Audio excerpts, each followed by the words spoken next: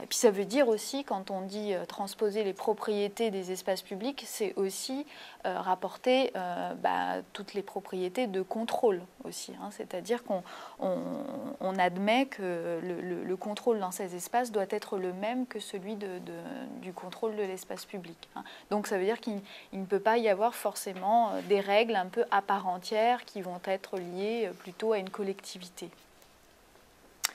Alors, à l'inverse, on peut parler d'espaces semi-privés. Hein. Donc là, on va insister davantage sur ces espaces comme des extensions de la sphère publique.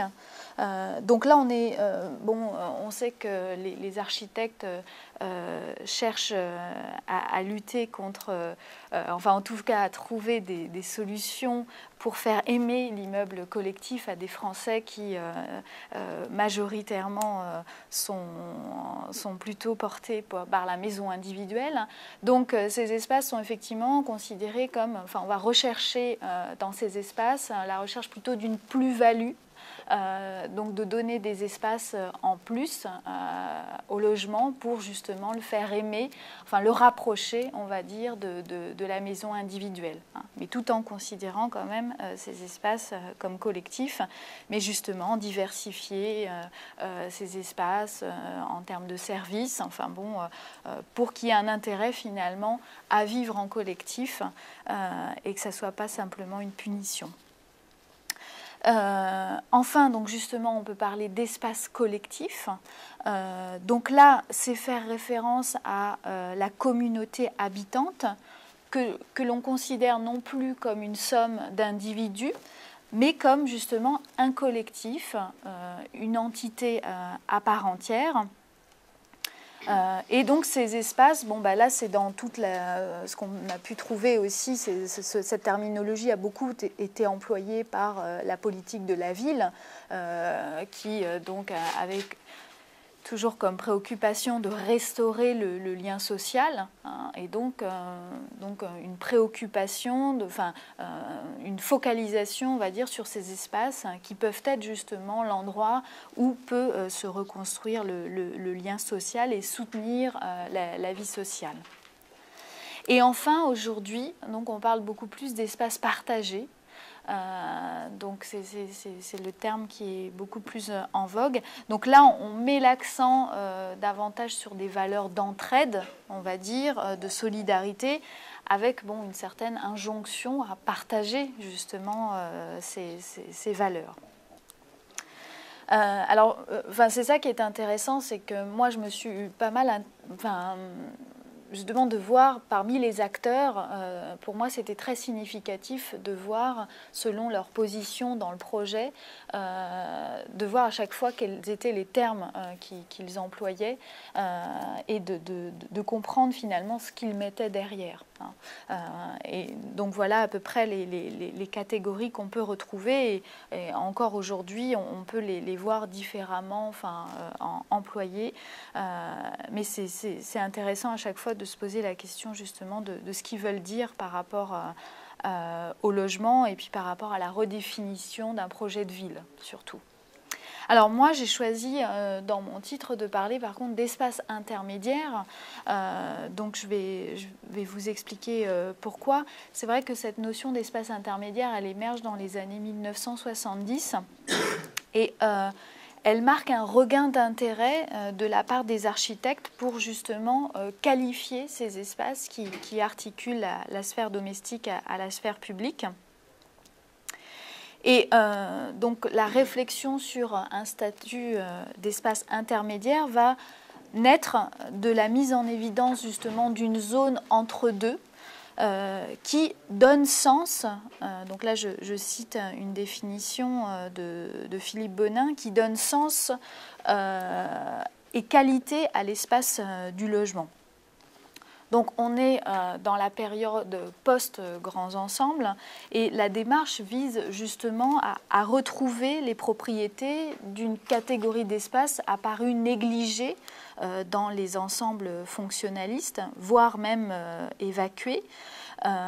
Et donc ce mouvement se crée en effet en réaction à l'expérience des grands ensembles qui, elle, est qualifiée d'anti-urbaine et surtout où on considère que les éléments traditionnels de la ville ont été niés. Donc il est reproché à cette pensée fonctionnaliste d'avoir produit justement une architecture du non-rapport où les masses bâties sont pensées comme des objets dans un vide et non en tant que relation d'une chose avec une autre. Et ce qu'il faut savoir, c'est que ce mouvement aussi se crée donc en réaction à l'expérience des grands ensembles, mais aussi contre une conception haussmannienne qui a maltraité justement les profondeurs de la ville en faisant des espaces résiduels. Hein, on pense aux cours, on parle de puits de lumière. Il faudrait plutôt parler de puits noirs, de cours sombres, hein, qui restent vraiment pas des espaces valorisés. Donc ce regain d'intérêt, ce qui est intéressant, c'est qu'il se construit sur un rapprochement entre architectes et chercheurs en sciences humaines. Et donc la notion d'espace intermédiaire, historiquement, je dirais, va signifier justement ce rapprochement et servir au dialogue entre les deux champs disciplinaires. Et c'est justement, on sent que c'est un espace intermédiaire, hein, espace, déjà on ne sait pas trop ce qu'on met dedans, et puis intermédiaire non plus, mais c'est justement ce caractère suffisamment flou qui va permettre à la fois d'évoquer une échelle intermédiaire aussi bien du point de vue architectural et urbanistique que intermédiaire dans les relations sociales. Donc cette notion, elle englobe aussi bien les qualités formelles de l'espace architecturé que les modes d'appropriation de l'espace pratiqué.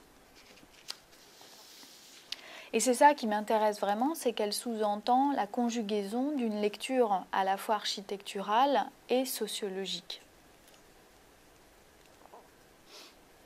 Donc j'ai choisi, comme la plupart des analystes aujourd'hui, de parler d'espace intermédiaire, donc dans la mesure où, d'abord parce que moi aussi je cherche à m'inscrire dans ce double mode de questionnement socio-spatial, et puis aussi parce que je trouve que cette notion d'espace intermédiaire, elle présente l'avantage de laisser ouverte la réflexion sur le statut de cet entre-deux, contrairement justement à des dénominations comme espace semi-privé ou semi-public, qui présument déjà d'une logique de fonctionnement et ferment l'idée justement de leur reconnaître un statut à part entière dans la ville.